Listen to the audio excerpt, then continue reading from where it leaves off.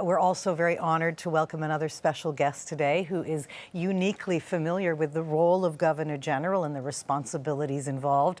On September 27, 2005, Michaëlle Jean was sworn in as Canada's 27th Governor General, breaking historic barriers herself as the first Black person, first Black woman in Canadian history to be Canada's Governor General. And we are so pleased to have Her Excellency, the Right Honourable Michaëlle Jean, join us this morning from Ottawa. Thank you so much for being with us today. Now, in our research, I want to show this right up front. Preparing for today, we came across a photo of you visiting Nunavut as Governor General. This is back in 2009. There you are with Mary Simon. And could you have ever imagined that moment in Iqaluit could someday lead to today's historic installation? You know what, Lisa? First, thank you for including me, but I want to say that I've wished for this day to happen in Canada. I think it's amazing, it's overdue. It's wonderful to have an Indigenous person of the stature of Mary Simon also, as Governor General and Commander-in-Chief of Canada, de facto head of state of Canada, dedicated really to serving this country. Such an impressive leader. She's a woman of knowledge. She's a woman of heart, of courage. She's an activist, and it's good to have an activist in Rideau Hall. You share that, I would say. She's a change maker. What's she feeling? And what is she feeling maker today? You felt that yourself so many years ago. How is Mary Simon feeling this morning as the preparations are underway? Oh. From my heartbeat, I can also imagine Mary's heartbeat right now. It's very emotional. It's big. It's huge. It's a huge responsibility.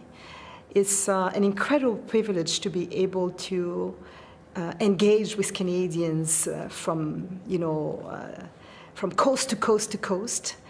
From that perspective, that unique perspective that she has also as someone from the North, someone who cares about dialogue, reconciliation. She's straightforward. She's fought so much for Canada to see the people of the North as partners of Canada's sovereignty and Canada's development. And also she is global. Mary is a global person. As a diplomat, as a representative, a Canadian representative in the circumpolar, region, she's demonstrated her ability in diplomacy. And also she's fought so much for the recognition of Indigenous rights, also at the United Nations. So we have someone absolutely exceptional, and a woman who is very, very dear also to my heart, I must say. You saw that connection, that photograph speaks of it, how we enjoy being together, and Mary has this capacity of engaging always with hope, with she connects to people, she listens. She looks at you straight in the eyes. She has an incredible sense of humor. We're just looking at that picture again. Give us the backstory on where you were. What was the experience you were having that day? I traveled a lot in the North, and I was just coming back from Rankin Inlet, and I was meeting Mary in Iqaluit, and we were very happy because in Rankin Inlet, I participated in a community feast, and Canadians will remember how I helped the elders, prepare 2 seals that had been just hunted, so that we would all share. This fresh meat. And as the women were teaching me how to use the ulu, and this is a representation of that traditional knife, the ulu, and they were so happy in sisterhood, you know, that we could engage in this activity together. And at one point, you know, one of the women said, "Excellency, would you like to taste some?"